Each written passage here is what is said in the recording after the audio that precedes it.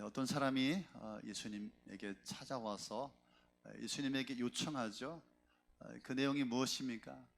내 형제와 재산을 나누게 해주십시오. 부모님이 돌아가셔서 아버님이었던 어머님이었던 유산을 남겨주었는데 형제들이 지금 재산을 나눠주지 않습니다. 그래서 예수님, 내 형제들에게 이 유산을 좀 나눠주라고 하십시오. 자신의 한계에 부딪힌 것이죠. 어떻게 할 수가 없어서 이제 예수님까지 찾아오게 된 것입니다. 옛날도 마찬가지고 지금도 이 유산 문제 때문에 형제들 가운데 다투고 분쟁이 일어나고 싸우고 정죄하고 심지어는 재판까지 아니면 살인까지 가는 그런 일들이 일어나고 있습니다. 이 사람이 예수님에게 나와서 내 형제들에게 유산을 좀 나눠주게 하십시오. 예수님께서 하신 말씀이 뭐라고요? 삼가 탐심을 물리치라. 아니 형제들이 가진 재산을 나누어 달라고 그러는데 탐심을 물리치라. 여러분 좀 이해가 안 되지 않습니까? 그 형제들의 재산을 내가 받는 것은 당연한 거 아니겠습니까? 당연히 나눠줘야 되는데 안 나눠주니까 예수님께서 삼가 탐심을 물리치라 하면서 오늘 어떤 부자의 이야기를 예수님께서 해 주셨습니다. 어떤 부자가 있었는데 밭에 소출이 풍성해서 막 곡간이 차고 넘쳐서 내가 어떻게 할까? 내가 곡간을 더 짓고 거기다가 내 모든 재산을 쌓아서 이제 내가 먹고 마시고 즐기고 안심하면서 살아야 되겠다. 그렇게 생각하고 있을 때 뭐라고 말씀하십니까? 그날 밤에 하나님께서 그 부자의 영혼을 도로 찾으시면 그것이 누구의 것이 되겠냐라고 이 재산을 나눠달라고 하는 이 사람에게 예수님께서 말씀하여 주셨습니다. 여러분 이 부자의 비유와 재산을 나누는 이야기와 무슨 연관이 있습니까? 더군다나 지금 이 부자를 향하여서 어리석은 자다라고 말할 때 지금 유산을 나누어 달라고 하는 이 사람에게 너는 어리석은 자야. 너는 탐심을 물리쳐야 돼. 넌 욕심이 많아. 이렇게 이야기하고 있습니다. 여러분 이 사람이 어리석은 자입니까? 아니 부모가 남겨준 재산을 나누자는데 공평하게 유언하신 대로 나누자는데 여러분 이 사람이 탐심 있는 사람입니까? 어리석은 자입니까? 절대로 어리석은 자가 아닙니다. 여러분 그리고 예수님에게 이 문제를 가지고 나왔다는 것만으로도 얼마나 현명하고 지혜로운 사람입니까? 이 사람은 어리석은 자가 아닙니다.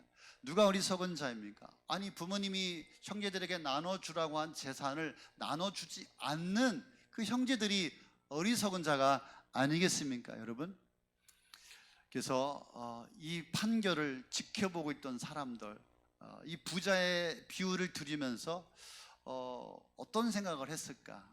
또 예수님께서 직접적인 판결은 하지 않습니다. 그래서 이 사람의 이 문제를 예수님께서 등한히 여기고 계신 걸까?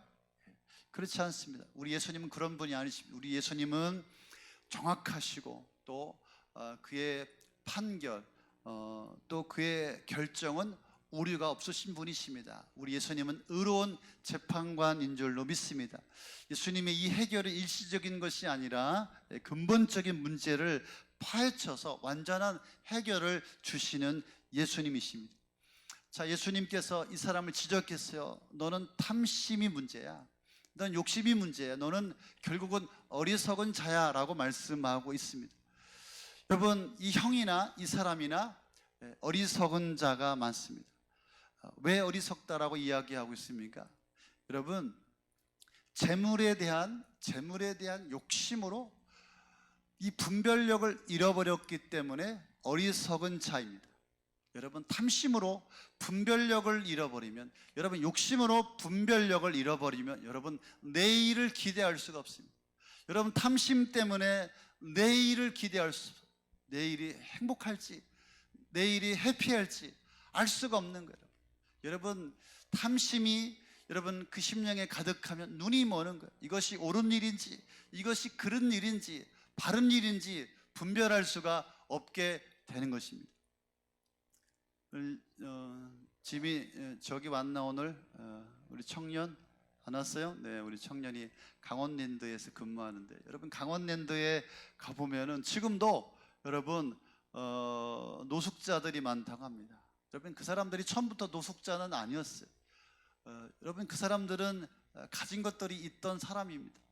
근데 그 사람들은 이 탐심에 눈이 멀어서 여러분 강원랜드에 가서 인생은 한 방이야, 그 탐심이, 그 욕심이 그 인생들을 잘못 되게 만든 것이죠. 제가 아는 분도 천안에 수십억을 갖고 있는데 평생을 벌었는데 강원랜드 가서 몇 달 만에 수십억을 다 탕진하고 다 날려버렸죠. 여러분 욕심이, 탐심이 그 심령에 가득하면 이게 옳은지 그른지 판단할 수가 없는 것이죠. 여러분 라스베가스에 가보면은 여러분 거지들이 엄청 많다고 합니다. 그런데 그 사람들이 처음부터 거지가 아니라 부자였다고 합니다. 근데 이 사람들이 인생은 한 방이야, 여러분. 욕심이 그들의 눈을 멀게 하고 그들을 잘못되게 하는 것입니다. 우리 주변에도 여러분 잘못된 코인 이런 거 사가지고서 욕심 때문에, 여러분 그 탐심 때문에 여러분 잘못된 사람들이 얼마나 많습니까? 여러분 그렇습니다. 예수님께서 그렇게 말씀하십니다. 삼가 탐심을 물리치라. 사람의 생명이 그 소유의 넉넉함에 있지 않다. 그 소유의 넉넉함에 있지 않다라고 말씀하고 있습니다. 여러분 탐심, 욕심은 내일을 가로막는 여러분 사단의 도구입니다. 여러분 욕심은 내일을 여시는 하나님과의 관계를 깨트리고 하나님과의 관계를 무너뜨립니다. 여러분 우리가 마땅히 헌신해야 되고, 우리가 마땅히 하나님 앞에 드려야 되고, 마땅히 주님 앞에 의무와 책임을 다해야 하는 삶을 살아야 될 터인데, 우리 욕심이, 우리의 탐심이 이런 하나님과의 관계를 깨트리게 되는 것입니다. 여러분 이 탐심, 욕심이 우리들의 내일의 동력자, 우리들의 가까운 가족들을 여러분 무너뜨리게 되는 것, 사랑과의 관계를 무너뜨리게 되는 이런 사단의 도구인 것입니다. 여러분 그래서 옳은 일인지 그런 일인지 분별력을 우리가 잃어버리게 되는 것입니다. 다시 한번 더 깊게 한번 나눠보겠습니다. 여러분 탐심이라고 하는 것은 우리의 소중한 관계를 무너뜨리게 되는 것입니다. 여러분 이들은 어리석은 자가 많습니다. 맞습니다. 여러분 돈에 대한 욕심 때문에 형제간의 우애와 여러분 형제간의 그런 정을 헌식짝처럼 여러분 버리고 말았습니다. 형제간의 그런 질서와 또 그런 의무도 다 무시해 버리고 말았습니다. 여러분 평생의 그런 관계가 깨트려지고 여러분 정죄하고 미워하고, 여러분 그렇다면은 사단의 도구가 된 것이죠. 여러분 또 하나는 여러분 탐심은 우리를 타락시킨다. 탐심이 우리를 타락시킨다. 여러분 이 형제들이 자기가 더 많이 돈을 가지려고 하는 이유가 무엇입니까? 돈을 많이 가지면 놀고 먹을 수 있다. 내가 이제 세상에서 마음대로 살 수 있다라고 하는 그런 계산이 깔려 있기 때문에 내가 더 많이 차지하려고 하는 것입니다. 여러분 돈을 많이 가지면은 여러분 더 거룩하게 믿음으로 살까요? 타락하기가 쉬울까요? 여러분에게 오늘 한 100억씩 다 준다고 쳐봅시다. 말만 들어도 좋네. 더 줄게요. 여러분 300억씩 다 여러분 가졌다고 칩시다. 다음 주에 여기 나올까 예배? 지금 여러분이 없으니까 여기 나오지 않았을까? 우리 김태현 집사님 한 300억 있으면 올까 다음 주에? 여러분 많이 가지면 타락해요. 많이 가지면 여러분 무너져요. 많이 가지면 하나님을 잃어버려요. 많이 가지면 하나님을 떠날 수밖에 없어요.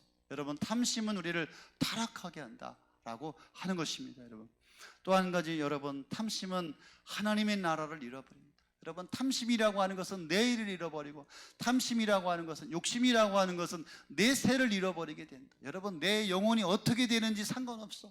그냥 돈만 있으면 살 것 같고, 내 영혼이 지옥을 가게 되는지, 어디를 가게 되는지, 그것도 개의치 않고 상관없이 그냥 관심은 오직 먹는 거, 마시는 거, 돈이 된다면 여러분, 자기의 생명이 죽어가는지도 분간하지 못하고, 여러분, 내일을 잃어버린, 하나님 나라의 가치를 잃어버리는 탐심이 그렇게 어리석은 자가 되게 하는 것입니다.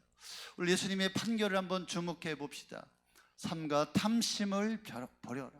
여러분, 우리의 가치, 우리의 영혼의 가치, 우리의 삶의 가치, 우리의 존재의 가치는 나의 넉넉함, 내가 가진 소유에 있는 것이 아니다, 이 말이죠.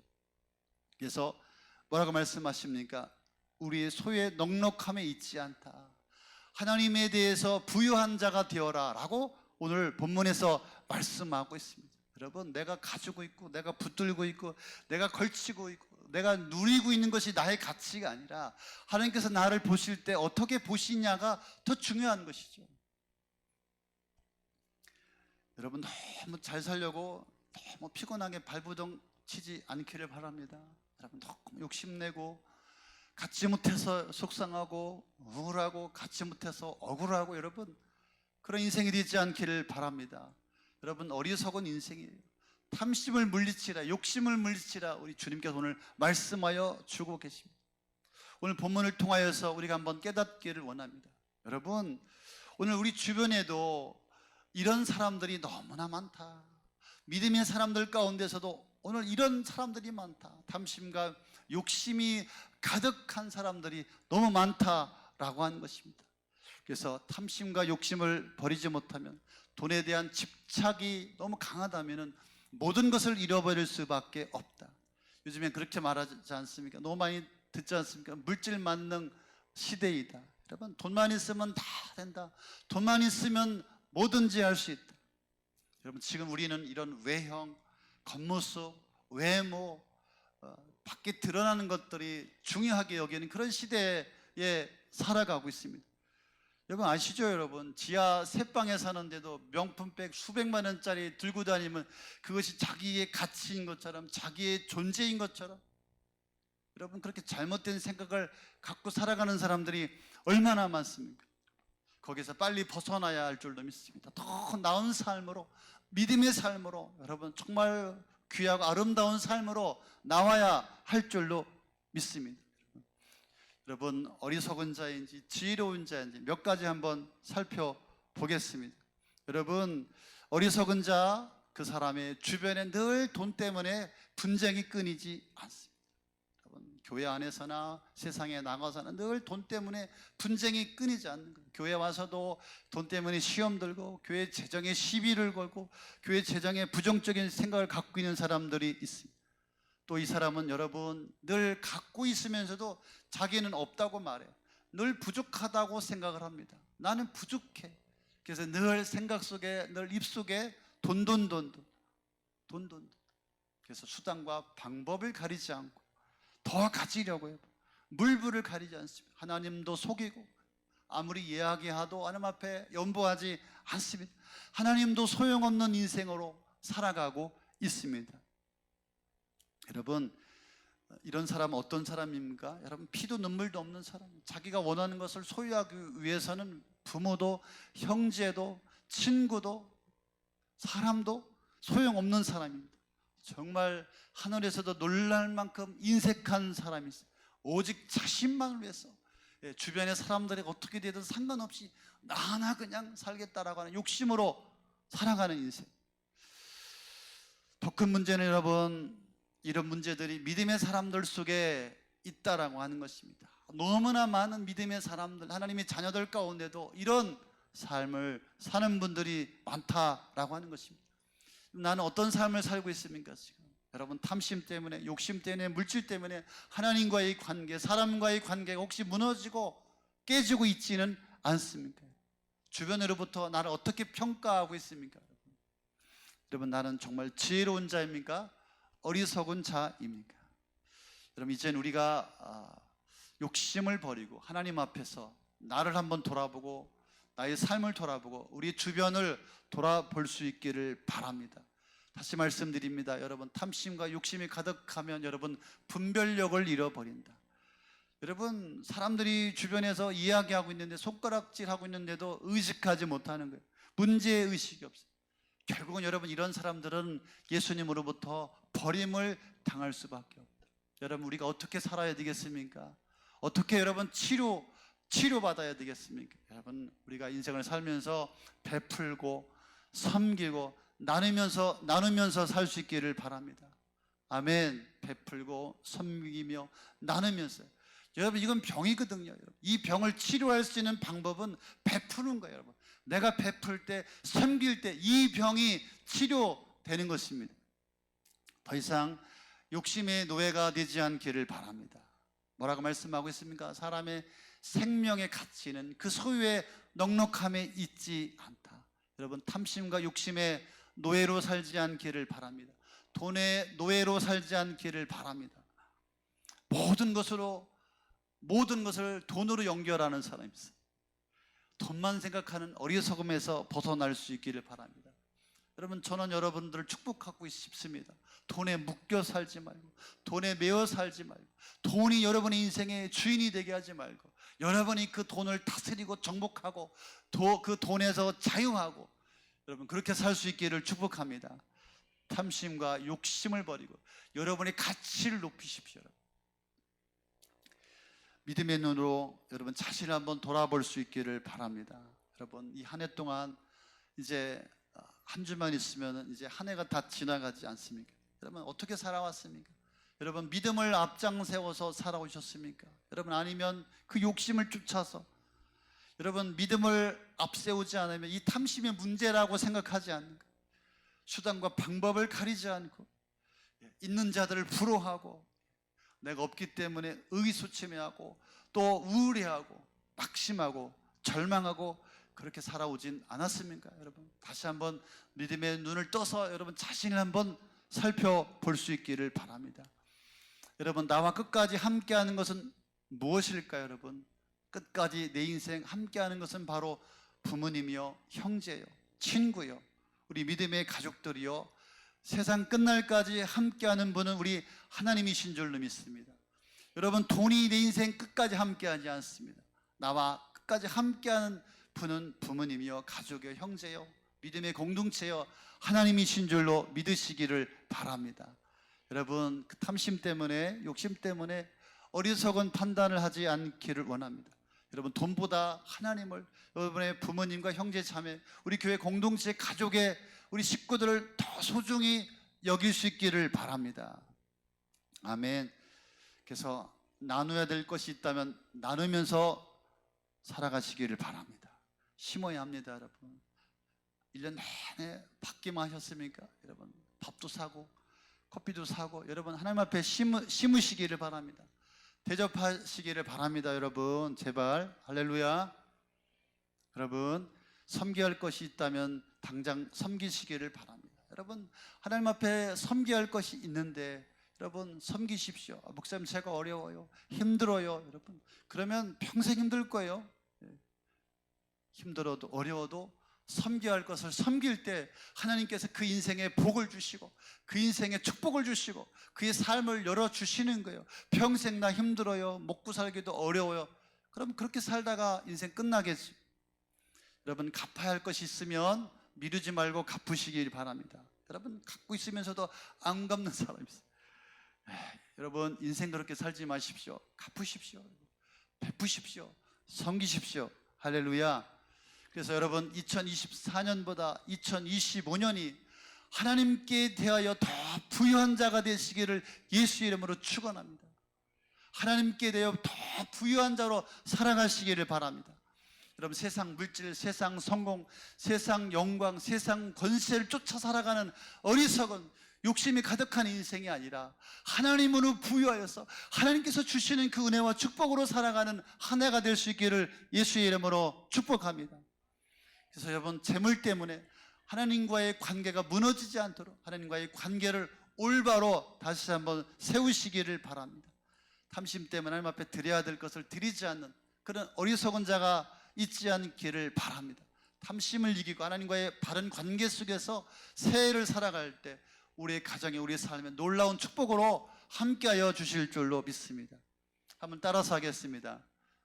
물질로 실패하지 말고 물질로 성공하는 믿음의 사람이 되자. 여러분, 물질 때문에 실패하지 마십시오. 물질 때문에 교회를 떠나고 하나님을 떠나고 신앙을 버리는 어리석은 탐심과 욕심 때문에 정말 어리석은 여러분 그런 인생이 되지 않기를 바랍니다. 하나님으로 부유한 인생이 되시기를 예수의 이름으로 축원합니다. 축복합니다.